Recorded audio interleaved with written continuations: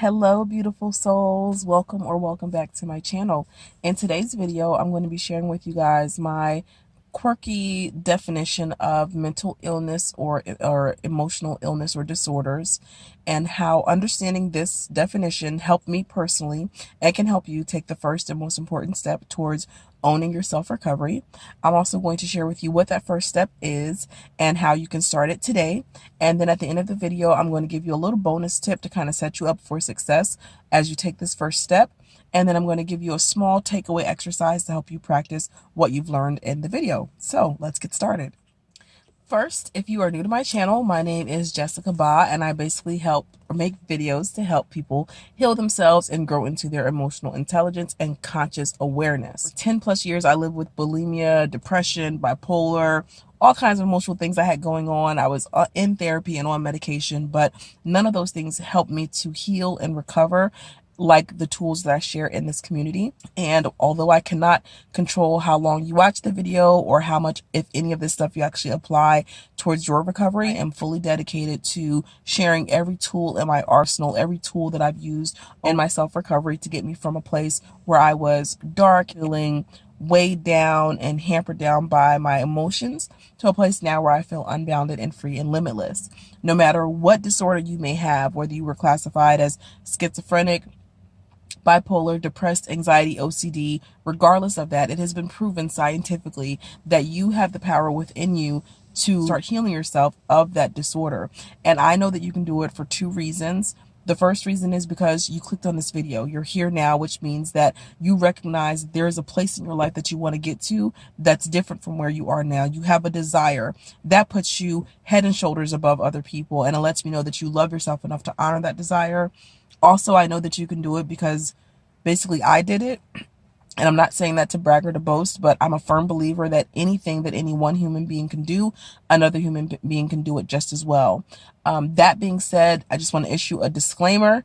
Nothing that I state in this video or in any of my videos is an encouragement for you to stop your current course of treatment if you're on medication and or are in therapy. I believe those things do have their place in recovery. But I'm just sharing with you guys my story because this is my passion.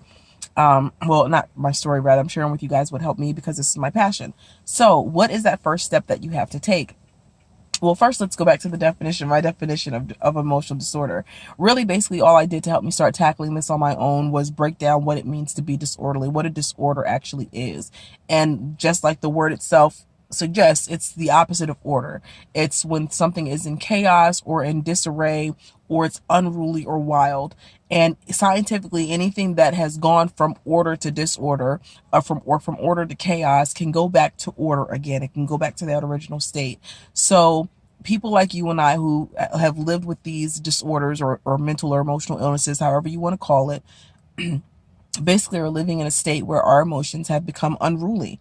Our mind has lost its ability, or all, if not most of its ability, to control when our emotions are released and for how long and to what degree.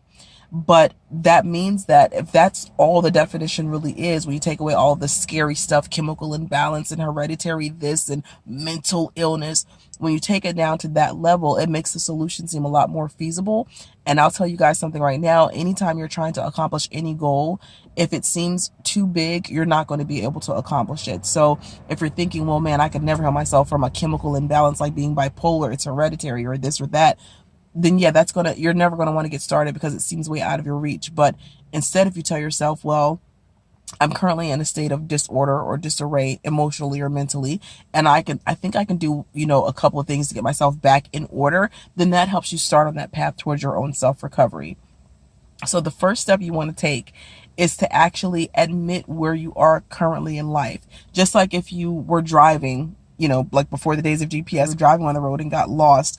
In order to find your way out of wherever you were lost, you would have to admit, number one, that you were lost, right? The first thing you want to do is state to yourself, either verbally or write it down, state to yourself where you are currently. You say, I have this disorder or this mental illness, or I am currently in a state of emotional disorder or emotional or mental disorder, classified as, whatever your disorder's name. And then you want to also state in that acknowledgement that you want to take yourself from that place of disorder to being orderly. You want to go back to a place where you were orderly.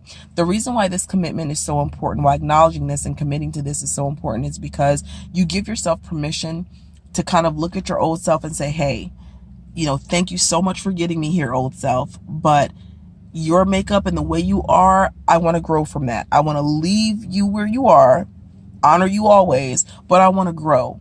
So you give yourself permission to walk away from that old self and start building a healthy, happy, fully functioning you, healthily functioning you. And then the second reason why that commitment is so important is because when it gets difficult, when this path of self-recovery gets difficult, and trust me, it will get difficult, you'll be able to go back to that commitment that you made to yourself and kind of use it as fuel to keep going. Because I don't use the word commitment very lightly. When you really think about the definition of what a commitment is, it means that you're resolving to stick to something until an end result is achieved. So when you commit to this process, you're literally saying to yourself, I will follow this path of self-recovery until I am in XYZ place emotionally or mentally, until I get myself back into a place of emotional order where I feel relief and happy and peace and joy effortlessly. That's what commitment and resolve is. Commitment also means that you kind of forsake any other option. You forsake the option of going backwards. You left your old self over there and you kind of like burn the ship where your old self stood. You know what I mean? It's not an option to go backwards. It's not an option to try another course. Well, like, you know what? Maybe I'll just smoke or drink or do some kind of drugs or something, get my mind off it. You are committed to this course of action and no other course kind of exists for you. You kind of have blinders on. So again, that's why that's another reason why this commitment is so important for you to go ahead and make.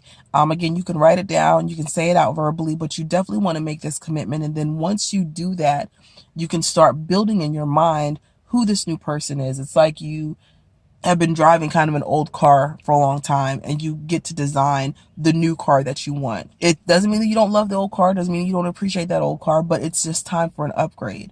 I applaud you for wanting to make that upgrade in your life. It is totally worth it. The journey has taken me through lots of twists and turns and tons of growth emotionally and spiritually. And I just want everyone out there who has ever lived with or dealt with a depression, anxiety, or other undesirable emotion or mental state to know that it does not have to be permanent. It can be as temporary as you want it to be. But first, you have to be able to see yourself living healthily and happily and freely emotionally. And you have to be able to commit yourself to leaving the old you behind and working with your full focus and full intention and full energy on building your new self up. Okay, I'm committed to being here and sharing my tools with you guys. This was definitely the first step that I took in my journey. So go ahead and practice this today for yourself. For your takeaway exercise, you're going to make a list of everything about yourself emotionally that exists today that you want to change. So whether you are, whatever it is, you know what emotions are, you know what things exist for you emotionally. So I'm not going to elaborate, but whatever emotional aspects you hold currently in your old self, I want you to make a list and identify as many of those aspects of you that you can, that you want to change. Taking it a step further, if you can, allow yourself to then note what emotions you want to replace those old emotions with, the ones that you identified. Okay, do that as your first step in this practice, and I will see you guys in our next session towards self-recovery. I love you guys to the max. More light, life, peace, and abundance to you all. Later.